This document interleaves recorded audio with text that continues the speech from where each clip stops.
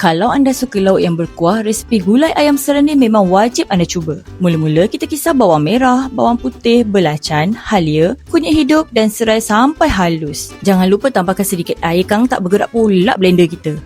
Tadi saya lupa nak masukkan cili kering, so kita blend juga cili kering ni sampai halus. Panaskan minyak, masukkan rempah 4 sekawan, daun kari dan serai. Tumis perlahan sampai naik bau, jangan gopoh biar aromanya betul-betul keluar. Bila dah wangi, masukkan bahan kisar tadi. Tumis sampai garing dan pecah minyak.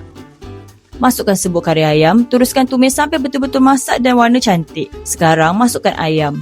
Gaul ayam supaya bersalut rata dengan rempah kita. Seterusnya, kita tuangkan santan. Gaul perlahan supaya santan tu tak pecah. Kemudian kita masukkanlah air cukup-cukup sekadar sama paras dengan ayam. Kalau anda suka kuah cair, boleh tambah lagi air. Masukkan pis asam jawa dan gaul sebati. Masukkan kentang.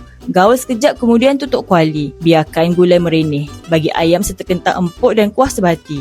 Bila ayam dah masak, perasakan dengan garam dan mushroom seasoning.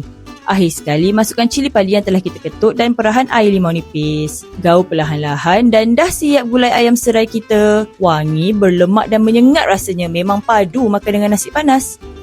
Jangan lupa tonton aksi kami memasak di dapur setiap Selasa dan Khamis jam 11 pagi. Selamat mencuba, ingat makan, ingat rasa.